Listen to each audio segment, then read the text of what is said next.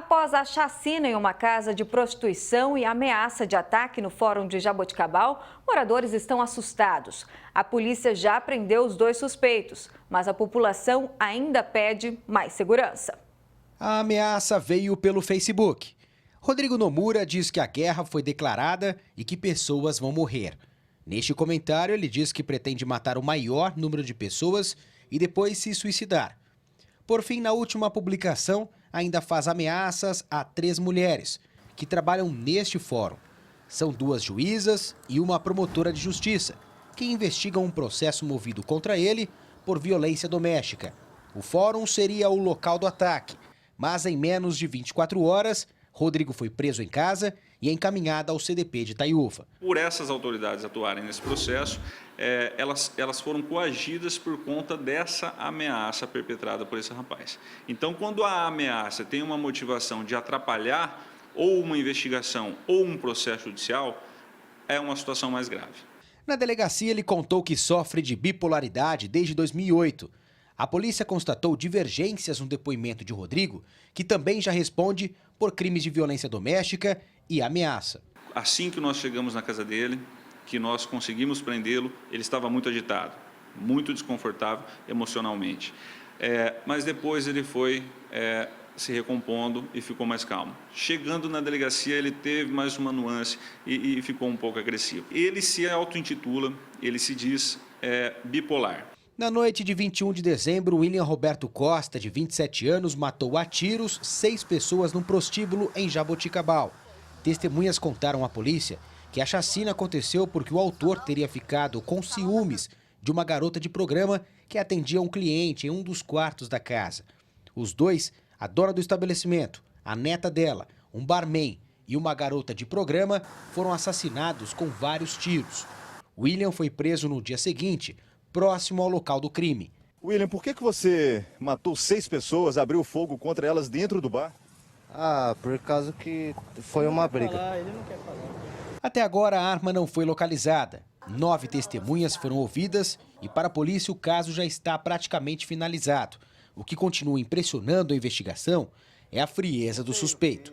Ele foi uma pessoa muito fria, muito calculista, até porque pela contagem de perfurações nos corpos, nós deduzimos que houve pelo menos 3 recargas de projéteis na arma que ele utilizou. Este psicólogo diz que a violência pode não estar diretamente ligada apenas a transtornos mentais, e sim com problemas sociais. Você ter um transtorno psicológico não necessariamente vai te tornar uma pessoa violenta, né? A violência ela tem mais características sociais, culturais, do que necessariamente de transtorno. A gente vê que nossa sociedade é extremamente machista, né, em que as crianças, os meninos, eles não conseguem ouvir não das meninas muitas vezes, que isso está relacionado ao que aconteceu na chacina em Jaboticabal. Os 2 casos aconteceram em menos de 15 dias e assustaram a população.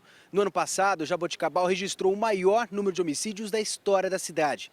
Também cresceu o número de roubos. E nas ruas, já dá para sentir a sensação de insegurança. A gente vive presa porque a gente não tem segurança mais. Entrou ladrão na minha casa e me levou tudo. Ainda bem que eu não estava em casa, né? A população aqui está assustada. Tá, né? A população está assustada. Não aqui, quanto todo lugar, né? Rafael Aguiar, de Jaboticabal, para o Jornal da Clube. A Polícia Militar informou que sobre o crime de ameaça no Fórum de Jaboticabal, o suspeito foi preso em flagrante por ameaça e difamação do judiciário. Ele está preso e vai aguardar o julgamento. A prisão aconteceu após a operação em conjunto das polícias civil e militar.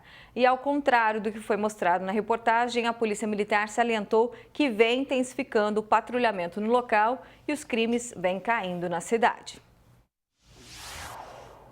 Agora ao vivo, Gislene Lopes traz mais informações. Gislene. Ximene, sobre este assunto eu converso agora com o advogado Júlio Mocin. Doutor, no caso do fórum, o suspeito já tinha passagens criminais por ameaça e violência doméstica. A justiça demorou para agir? Boa tarde. Gislene, Ximene, a todos que nos assistem, boa tarde. Não houve uma demora, porque esse tipo de delito, essa prática criminosa, é muito difícil de ser prevenida em razão das formas que ela é cometida. Não tem um instrumento processual apto a antecipar esse tipo de delito. Esse fato deixa a população ainda mais insegura. O que pode ser feito, doutor? Sim, a população se torna cada vez mais insegura em razão de inúmeras tragédias que a gente vem acompanhando. O que deve ser feito é uma investigação célere e eficaz e um julgamento muito rápido e muito severo, para que demonstre à sociedade que o cometimento de crimes como esses vão resultar numa pena muito severa da justiça. E como proceder essa investigação?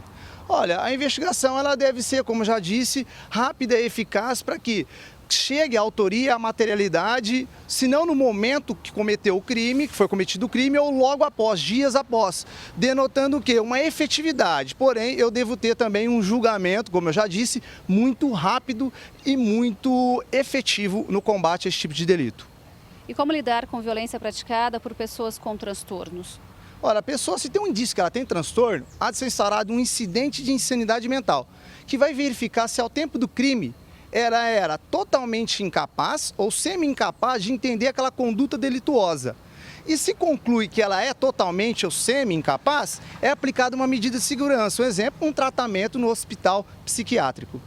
No caso da chacina, qual a pena para um crime tão brutal e como você analisa? Olha, eu tenho um crime continuado de homicídio qualificado de 6 pessoas. Eu posso ter uma pena que vai girar em torno dos seus 90 anos. Porém, há de se observar que no Brasil, o cumprimento máximo de uma pena como essa se dá pelo prazo de somente 30 anos. Ok, doutor, muito obrigada pela sua participação no Jornal da Clube e daqui a pouco eu volto para falar sobre a lei dos trenzinhos que finalmente foi regulamentada. É com você, Ximene. Obrigada, Gislene.